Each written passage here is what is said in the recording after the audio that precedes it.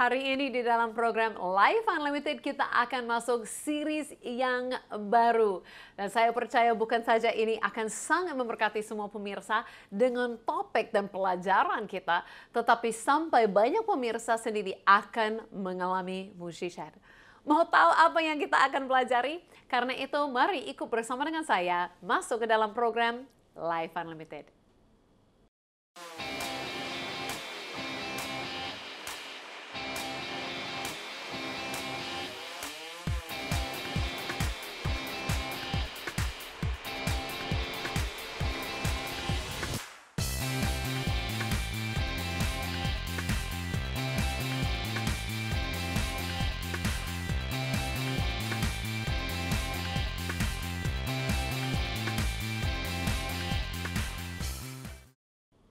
Ya, hello and welcome back. Ya, selamat berjumpa kembali kepada semua pemirsa Life Unlimited dimanapun berada.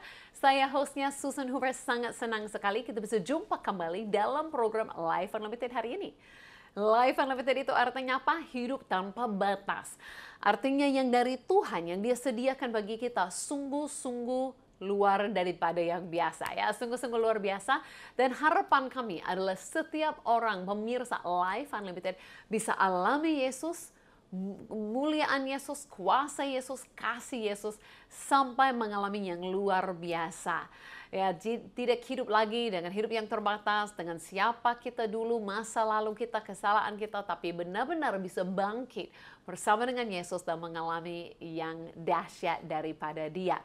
Jadi karena itu saya juga mau ingatkan, sepanjang program ini ada banyak cara untuk kita interaksi, untuk kita bertemanan, untuk kita juga gabung kerjasama menjadi mitra ke depan. Bagaimana itu? Karena sepanjang program ini akan ada di bawah mungkin beberapa social media, kalau mau subscribe, berteman, seperti YouTube, TikTok, Instagram, Facebook, dan yang lain-lain. Dan juga ada call center, ya ada nomor WhatsApp atau nomor telepon yang bisa dihubungi di mana ada tim Life Unlimited ini. Dan mereka terima ribuan orang pemirsa yang hubungi setiap bulan, dan yang luar biasa itu setiap bulan setelahnya saya terima laporan-laporan. Hal-hal yang luar biasa terjadi. Dan ini juga saya percaya mungkin waktu ke depan di mana kita belajar series yang baru ini akan tambah lebih banyak dan lebih banyak lagi. Kenapa? Karena kita akan masuk series yang baru ini tentang mukjizat Yesus. Nah, saya sangat semangat untuk membawa series ini di mana saya percaya bukan saja saat kita belajar mukjizat Yesus, belajar satu kisah yang terjadi kepada orang lain 2000 tahun yang lalu, tetapi kita akan temukan hati Yesus. Ya, kita akan temukan kuasa Yesus, kita akan temukan siapakah Yesus yang sebenarnya. Dan Yesus itu masih sama sampai hari ini. Jadi bukan saja kita akan pelajari apa yang orang lain pernah alami, tapi itu juga akan membawa kita untuk sadari apa yang kita juga bisa alami sekarang ini juga. Jadi di setiap akhir program kita akan mendoakan semua pemirsa untuk juga mengalami mukjizat Yesus hari ini. Jadi jangan kemana-mana ya, karena akhir program ini kita akan percaya bahwa mukjizat juga akan terjadi kepada kita. Amin. Oke, mari mungkin sebelum mulai pun saya membaca satu kesaksian yang baru terjadi ya. Ini adalah dari seorang bapak dari NTT. Ini baru berapa minggu yang lalu pun hubungi kami untuk tim Life Unlimited, minta doa untuk kakinya. Nah, kakinya ini sakit sehingga dia tidak bisa dilipat, susah berjalan. Nah, kita tahu kalau kaki sakit, susah berjalan, semuanya jadi susah. Tetapi kabar yang baik, puji Tuhan, hanya 6 hari setelah pernah diminta didoakan, Bapak ini memberi kabar kembali bahwa kakinya sudah sembuh. Sudah bisa dilipat, sudah bisa berjalan, dan dia sangat bersuka cita karena sudah bisa pergi ikuti persekutuan kembali. Wow, ini kabar yang sangat luar biasa, dan ini membuktikan bahwa apa yang kita bahas hari ini, mukjizat Yesus, kita akan belajar dari apa yang Yesus lakukan 2000 tahun yang lalu, tetapi tidak terbatas sampai itu saja. Mukjizat Yesus masih berlaku, masih terjadi sampai hari ini juga. Amin. Amin. Oke, jadi hari ini kita akan mulai dari satu mukjizat yang sangat unik sekali. Ini adalah kisah tentang orang buta sejak lahir. Nah, dalam pelayanan Yesus saat dia berjalan di dunia 2000 tahun yang lalu, dia menyembuhkan banyak orang, termasuk di antara banyak orang buta.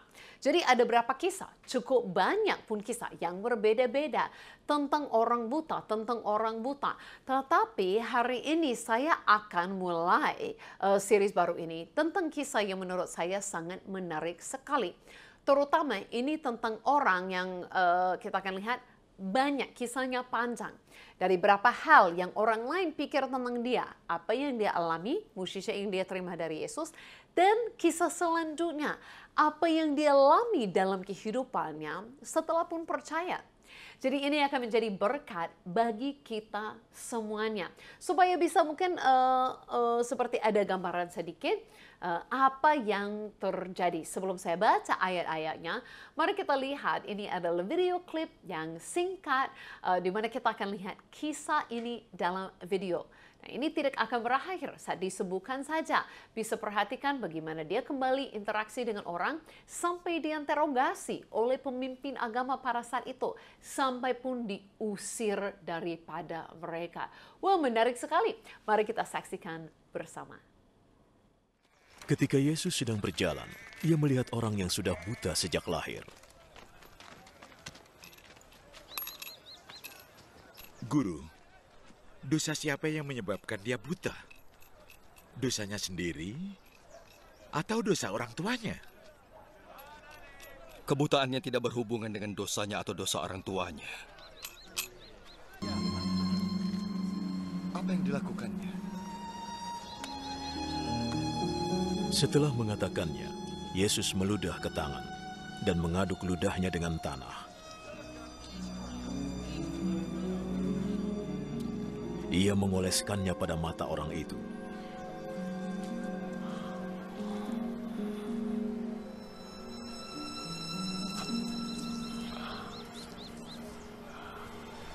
Bersihkan wajahmu di kolam Siloam.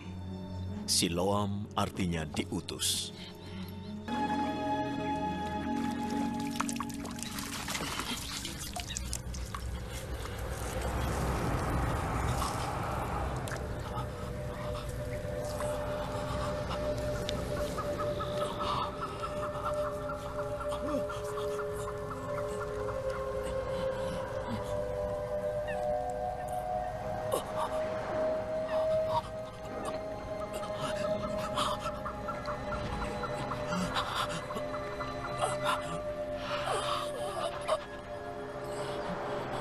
Maka orang itu pergi membersihkan wajahnya, kemudian bisa melihat. Para tetangga dan orang-orang yang sebelumnya melihat dia mengemis bertanya, "Bukankah dia orang yang biasanya duduk meminta-minta?" Dia orangnya. Aku rasa bukan. Iya, hanya mirip saja. Akulah dia. Lalu bagaimana caranya engkau bisa melihat lagi? Orang yang bernama Yesus itu membuat lumpur, mengoleskannya ke mataku, dan menyuruhku ke Siloam untuk membersihkan wajahku. Lalu aku pergi. Dan setelah membasuh wajahku, aku bisa melihat. Di mana dia? Aku tidak tahu. Lalu mereka membawa orang buta itu kepada orang-orang Farisi. Saat Yesus membuat lumpur untuk menyembuhkan kebutaannya, itu adalah hari Sabat. Sejak awal mula dunia, aku belum pernah mendengar ada orang yang menyembuhkan orang yang terlahir buta. Jika orang itu bukan dari Allah, ia tidak akan dapat berbuat apa-apa. Engkau dilahirkan ke dunia dengan membawa dosa. Lalu mencoba mengajari kami. Dan mereka melarang. Ketika Yesus mendengar apa yang terjadi, ia menemuinya. Apakah kamu percaya kepada Anak Manusia? Katakan padaku siapa dia, supaya aku bisa percaya padanya. Kamu sudah melihatnya. Dialah orang yang sekarang sedang bicara denganmu. Aku percaya, Tuhan. Wow, mungkin dari klip beberapa menit saja kita sudah dapat membayangkan lebih baiknya kisah ini seperti apa orang buta ini sejak lahir. Saya akan kembali lagi baca berapa ayat yang kita baru dengar dan harap karena kita sudah melihatnya, kita bisa lebih cepat bisa membayangkan bagaimana itu terjadi. Berkata dalam ayat yang pertama, waktu Yesus sedang lewat, dia melihat seorang yang buta sejak lahirnya. Murid-muridnya bertanya kepadanya, "Rabi, siapakah yang berbuat dosa, orang ini sendiri atau orang tuanya sehingga dia dilahirkan buta?" Nah, ini menarik. Langsung murid-murid pikirkan apa? Langsung orang lain punya pikiran. Mungkin kita pun kadang-kadang salah pikir seperti ini. Bahwa kalau kita mengalami satu penyakit atau sesuatu, mungkin kita pikir itu hukuman Tuhan karena kesalahan atau dosa kita. Sebenarnya kalau lihat pertanyaan murid-murid ini, mereka langsung pikir dosa dia atau dosa orang tuanya. Padahal pertanyaan itu pun tidak masuk akal. Kita tahu orang ini lahir buta. Dosa apa yang dia buat sebelum lahir? Ya kan dia pun lahir buta. Jadi dosa apa yang dia sanggup lakukan sebelum dia pun lahir? Jadi kadang-kadang terlalu fokus untuk diri sendiri, terlalu fokus untuk apa penyebabnya. Padahal kita harus tahu bahwa kita sekarang hidup di dalam dunia yang tidak sempurna. Mereka juga pada waktu itu. Semua sebenarnya lahir sebagai orang berdosa. Dan kalau seperti itu, semua harus mengalami penyakit atau tidak ada kurang-kurangnya dan tidak sehat-sehat. Jadi bagaimana? Nah, saya menarik sekali melihat di sini jawaban Yesus. Yesus tidak langsung menjawab, "Oh betul dosa dia," atau dosa orang tuanya begini. Tapi apa yang dijawab Yesus? Jawab Yesus, bukan dia dan bukan juga orang tuanya. Tetapi karena pekerjaan-pekerjaan Allah harus dinyatakan di dalam dia. Jadi saya mau kita terutama menerima kebenaran firman Tuhan hari ini. Bukan saja untuk mengalami mukjizat Tuhan, tapi untuk mengerti Tuhan tidak menghakimi kita dengan penyakit, dengan kutuk, dengan penderitaan. Sebenarnya kalau kita tahu, semuanya itu Yesus sendiri sudah tanggung di salibnya. Dan Tuhan bukan Tuhan yang memiliki penyakit untuk memberikan itu kepada kita. Tuhan menciptakan manusia dengan Tuhan katakan dalam rupanya, dalam gambarannya Tuhan sendiri untuk mirip seperti Tuhan. Dan manusia itu diciptakan dengan baik-baik, sehat-sehat dan sempurna. Tuhan tidak memiliki sakit penyakit untuk memberikan itu kepada kita. Tuhan adalah sang penyembuh. Nah, tidak masuk akal kalau kita terima yang buruk dari seseorang, terima penyakit daripada mereka, dan juga kembali kepada mereka untuk minta kesembuhan. Jadi kita harus mengerti sakit penyakit itu tidak berasal daripada Tuhan. Tetapi apa yang berasal daripada Tuhan adalah kesembuhan, pemulihan, yang mukjizat, pertolongan itu yang datang daripada Tuhan. Jadi Yesus buat kita untuk fokus di sini. Ini pelajaran yang baik bagi kita. Saat ini, bukan pemirsa bergumul dengan penyakit, bukan bergumul dengan sesuatu, ada penderitaan, ada terikat dengan sesuatu dalam hidupmu. Jangan fokus terus kepada diri sendiri dan apa yang di masa lalu. Yesus katakan di sini, bukan kita harus interogasi, bukan kita harus memeriksa dan cari tahu dari dosa siapa. Yesus katakan itu. Yesus katakan lebih baik, tetapi lebih baiknya apa? Fokus kepada yang baik yang Tuhan mau kerjakan. Fokus kepada yang baik yang Tuhan mau lakukan. Jadi saya katakan yang sama kepada semua pemirsa Life Unlimited dimanapun berada, apapun yang dialami hari ini.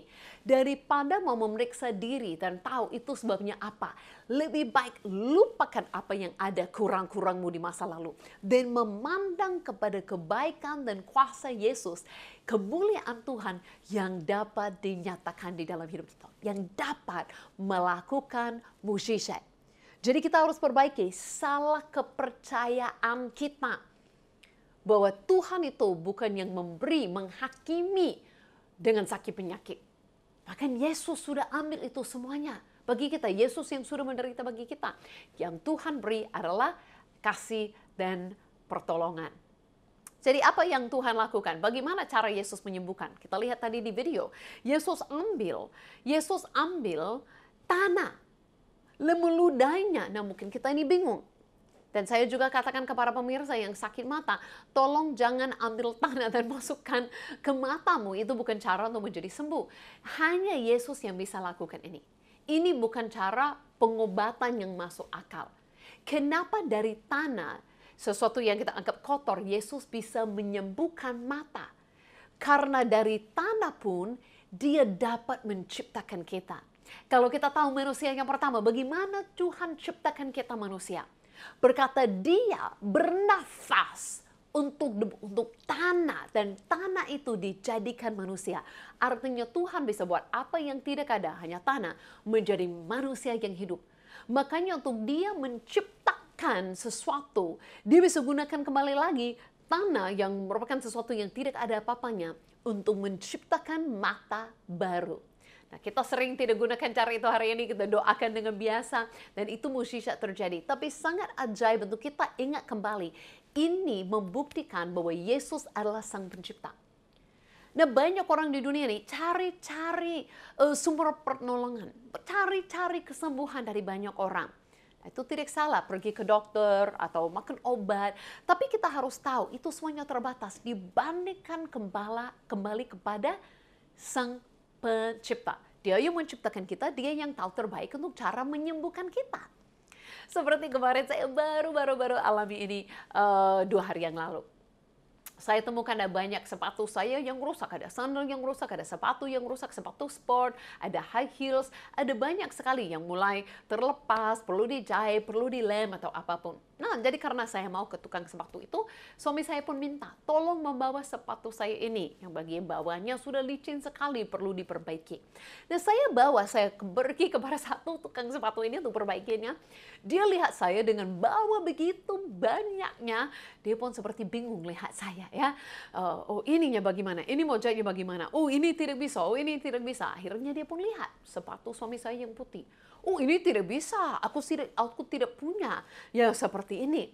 Dan sampai saya sadar, ini kan sepatunya yang hanya bisa punya untuk itu kan lepas semua di bagian bawah dan pasang lagi yang baru yang benar-benar matching dan pas sekali sempurna untuk itu.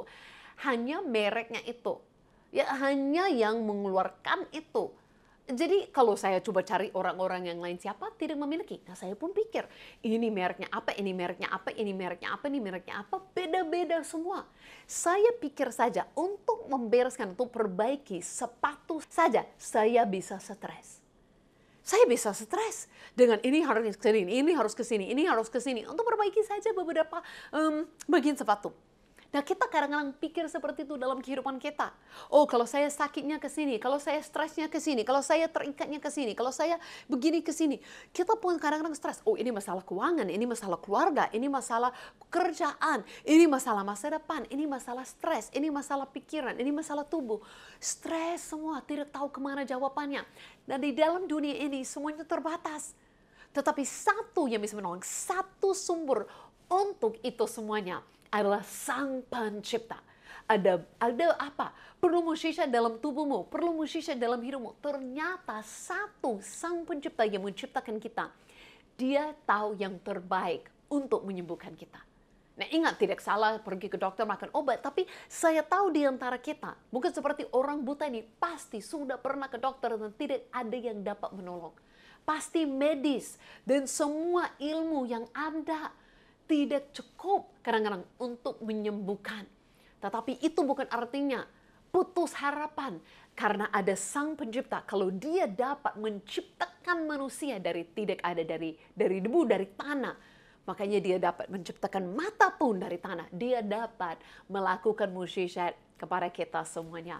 Dengan tidak ada apa-apanya, dia dapat melakukan apapun. Amin. Dan kalau kita baca apa yang Yesus lakukan, setelah itu kan dia minta orangnya untuk cuci mata, orangnya cuci mata dan dapat melihat. Dapat melihat, luar biasa. Mukjizat terjadi. Mukjizat terjadi. Tapi setelah mukjizat terjadi, dia pergi kembali kepada tetangga, kepada teman-teman. Berkata mereka yang dahulu mengenalnya sebagai pengemis, berkata bukanlah dia ini yang selalu mengemis? Ada yang berkata, benar dialah ini. Ada pula yang berkata, bukan, tetapi dia serupa dengan dia. Mirip saja. Orang itu sendiri berkata, akulah Itu. Jadi mereka pun hanya kenal identitas dia dari yang kurang-kurang. Mereka hanya kenal dia sebagai orang buta yang meminta-minta.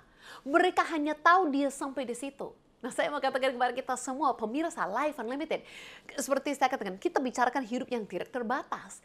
Kita bukan harus menetap dengan siapa kita dulu. Kita bukan harus tetap dengan siapa kita sebelumnya, tetapi Yesus dapat bukan saja melakukan mukjizat kesembuhan, Yesus dapat melakukan mukjizat ubahkan kehidupan kita sampai kita udah nggak mirip siapa kita dulu. Yang mungkin kita adalah orang cerita, oh itu hanya orang kampungnya begini, itu hanya orang bodohnya begini, itu orangnya lemah, oh itu orang suka bohong, oh itu orang suka apa, orang itu sakit-sakitan. Tetapi kita tidak harus sesuai dengan itu selamanya. Saat kita bersama dengan Yesus, kita akan diubahkan. Contohnya saya ini kan sudah cukup lama di Indonesia dan Malaysia, saya sudah 20 tahun lebih. Saya orang Kanada aslinya. Saya bahasa Inggris. Nah, bahasa Inggris saya pun ada dulu logatnya Kanada. Semakin lama saya di sini, semakin berubah logat saya. Sampai kemarin saya baru ketemu teman saya, orang bule juga yang bahasa Inggris. Mereka katakan kepada saya, Susan, bahasa Inggris mau berubah, bukan lagi bahasa Inggris Kanada. Jawaban saya kepadanya, no lah. Saya pun gunakan lah. Saya pun gunakan istilah-istilah dari bahasa yang Indonesia atau Malaysia. Itu keluar daripada mulut saya tanpa saya sadarin. Kenapa? Karena selagi aku kan di Asia cukup lama, saya mengalami perubahan sampai perkataan saya pun tidak mirip lagi dengan dahulu. Saya mengalami perubahan. Nah, itu tidak apa-apa bagi saya karena saya sudah anggap diri saya ya samalah dengan orang Indonesia. Tetapi itu kan ada gambaran saat kita bersama dengan Yesus. Mungkin kita akan diubahkan transformasi sampai orang lain pun tidak dapat mengenal kita lagi. Kita ditransformasi. Ini terjadi. Orang buta ini tidak dipanggil nama lagi orang buta atau pengemis lagi. Dia sudah mengalami dan memiliki hidup yang baru. Ini yang luar biasa, jadi tidak ada yang mustahil.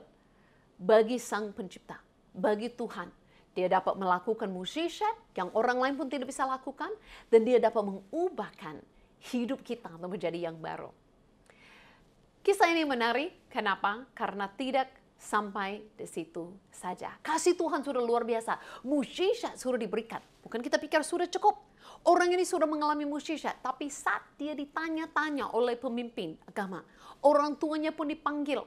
Sampai dia pun akhirnya membela Yesus dan berkata, tidak mungkin Yesus ini adalah orang berdosa. Sebab yang orang lain tidak dapat melakukan, dia sudah melakukan kepadaku. Dia sudah menyembuhkan aku. Dia berkata itu sampai akhirnya dia diusir dan ditolak. Saya tidak tahu di antara pemirsa hari ini, apakah ada yang sudah merasa seperti itu? Sudah pernah buat keputusan untuk ikut Yesus, atau mungkin takut buat keputusan untuk ikut Yesus karena akan ditolak oleh keluarga. Karena akan mengalami penolakan, atau akan mengalami diusir seperti itu. Tapi ini yang terjadi. Ini yang Yesus lakukan. Yesus sudah cukup oleh anugerahnya, sudah kasih mukjizat. Tapi Yesus datang mencari dia. Berkata pun, bahwa sekarang saat Yesus mendengar bahwa orang ini sudah ditolak, sudah diusir, dia datang kepadanya. Yesus datang kepadanya. Ayat 35. Yesus mendengar bahwa dia telah diusir keluar mereka. Kemudian dia bertemu dengan dia berkata, percayakah engkau kepada anak Allah? Nah, orang ini pun tanya, siapa dia? Saat dia tahu itu Yesus, dia menyembah Yesus dan percaya kepadanya. Yesus mencari dia. Dan saya mau katakan kepada pemirsa Life Unlimited tadi, Yesus mencarimu. Yesus bukan saja mau hanya kasih mukjizat, tapi dia mau kasih kepadamu hari ini keselamatan, pengampunan dosa, kembali berdamai dengan Sang Pencipta. Kembalilah satu dengan dia. Kasihnya tidak terbatas sampai hanya memberikan kesembuhan. Dia mau berikan jauh lebih daripada itu. Dia mau sampai kita memiliki hubungan dengan Tuhan. Itu keajaibannya. Tuhan Yesus di dalam hidup kita. Dia seperti rela, seperti itu semua sepatu saya tadi yang rusak, yang jelek, yang apaan. Seperti Yesus rela ambil semua yang jelek dan diganti semua dengan yang baru. Siapa mau? Siapa mau melakukan itu? Ambil semua kehancuran, semua dosa, semua kelemahan. Tetapi Yesus rela lakukan itu. Jadi kasihnya bukan saja cukup untuk menolong kasih satu mukjizat. Kasihnya sampai menerima kita, mencari dan menerima kita apa adanya. Dan itu yang dia melakukan bagi semua pemirsa hari ini. Siapapun dirimu, kasih Tuhan cukup bagimu. Amin. Mari kita karena itu masuk dalam satu lagu sebelum kita akan menutup dan doakan semua pemirsa. Masuk dalam lagu yang mengingatkan kita akan kasih Tuhan itu. Besar kasih-Mu bagiku, tiada terukur rahmat-Mu, ku disucikan, ku diangkat, Kau berikan damai, tenang kekal.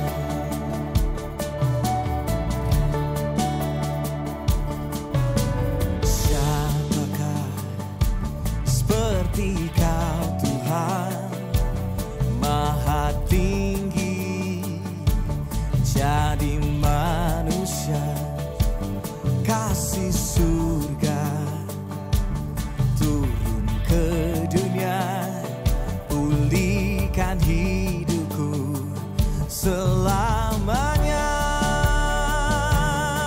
Oh, besar kasih-Mu bagiku, tiada terukur rahmat-Mu, ku disucikan, ku diangkat, Kau berikan damai, tenang kekal.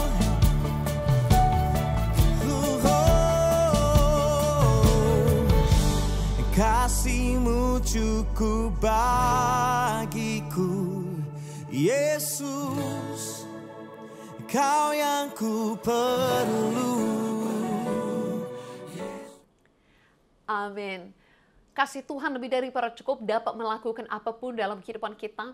Saya akan berdoa saat ini untuk mukjizat terjadi. Bukan karena apa yang kita lakukan. Mungkin kita seperti orang buta di sini, tidak lakukan apapun. Sampai orang lain merasa kita tidak layak. Tapi karena kasih Tuhan, Dia tetap mau menolong kita, memberi mukjizat bagi kita. Mari kita berdoa. Terima kasih Yesus, Engkau memandang dan Engkau mencari dan Engkau mendekati setiap orang pemirsa saat ini dimanapun berada. Kalau ada mereka yang perlu mukjizat, kami kembali kepadamu. Satu-satunya Sang Pencipta yang dapat melakukannya. Jadi saya berdoa saat ini di dalam nama Yesus. Mukjizat terjadi, kesembuhan terjadi, kebebasan terjadi, pemulihan terjadi. Yang mustahil dapat terjadi saat ini di dalam nama Yesus. Terima kasih Tuhan untuk kasih-Mu, kuasa-Mu yang bekerja bagi mereka saat ini. Di dalam nama Yesus kami terima. Amin. Kalau ada yang alami sesuatu saat saya berdoa, kalau ada yang mau, ada yang doakan lebih denganmu, atau ada yang mau berdoa percaya kepada Yesus dan terima hubungan dengan Tuhan dipulihkan, segera hubungi kami. Boleh kirim WhatsApp kepada kami dan tim doa Life Unlimited akan siap berdiri dengan iman, menjelaskan, mendoakan semuanya. Sampai kita semua juga alami mukjizat Yesus. Sampai kita jumpa lagi minggu depan dan belajar lebih daripada ini. Saya Susan Humra mengucapkan thank you and God bless you all.